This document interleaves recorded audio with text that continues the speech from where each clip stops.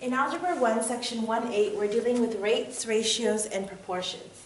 So basically, a ratio is a comparison of two quantities, and proportions is two equal ratios, which we can solve if there's a missing variable by using cross multiplication. For example, the ratio of the number of bones to human skull is bones in the human skull to the number of bones in the ear is 11 to 3. So we're going to do bones in skull to bones in ear. So that's how they wrote it this way.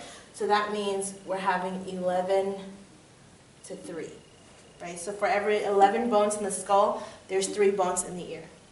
So there are 22 bones in the skull, and how many bones are in the ear? So I'm going to keep it, the ratio. So if there's 22 bones, I need to know how many is per ear. I set it up. I could have replaced this to be skull and ear, but then these would have had to be switched, and so would these. So it doesn't matter what's on top, what's on bottom, as long as I connect them.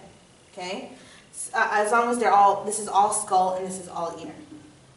So once I have this, then this is what I'm going to solve right here. Okay? By using cross multiplication.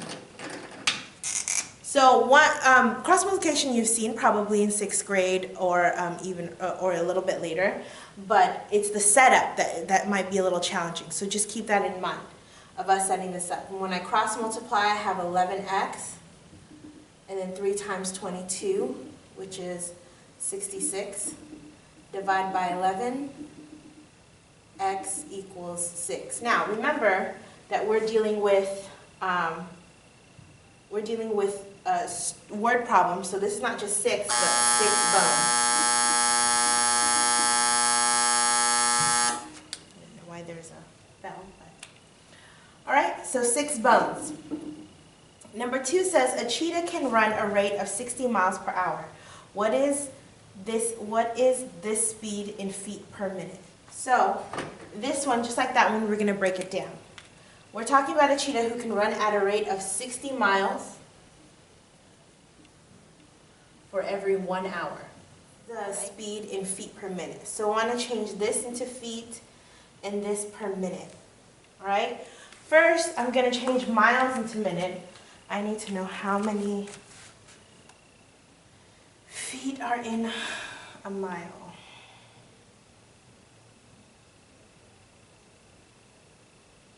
I'm sure some of you guys already know.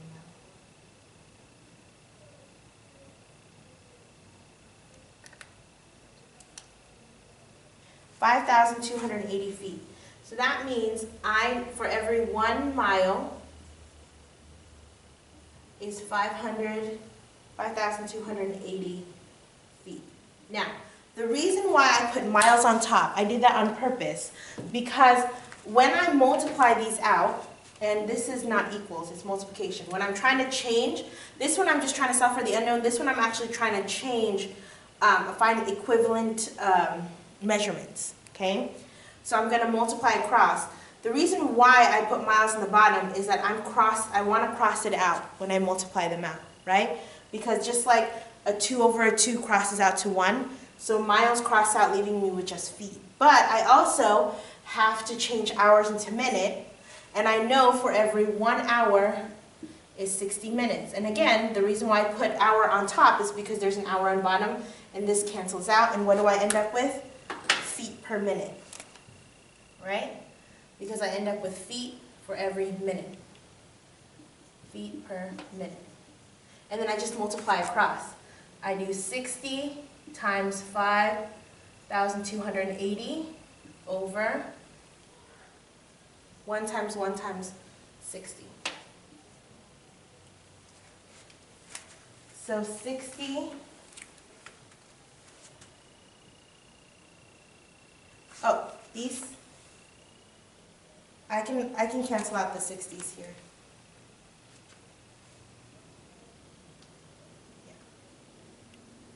So 60 times 5,280. Actually, that's what I'm going to do. I'm just going to cancel out these 60s, leaving me with 5,280 feet per Okay? So basically, a cheetah can run 60 miles per hour, which they can run 5,280 feet per minute. Okay? For these ones, we're going to cross multiply, but they're trying to be a little tricky because there's a y minus 3 here.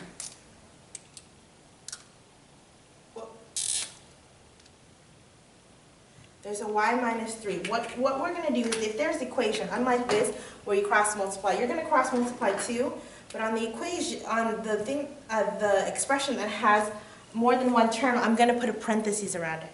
And I'm going to do the same thing I do here. I'm going to do 6 times 7, and then equals 2 times y minus 3. Now, I'm just solving for an unknown here, solving for an unknown. This one I actually multiply because I'm trying to find equivalent measurements. That's the reason why this is multiplied and the rest are equal. So we have 6 times 7, which is 42, equals, I'm going to take this 2 and I'm going to distribute it. 2y, 2 times negative 3 is negative 6. Then I'm going to add 6. So this gives me 48 equals 2y.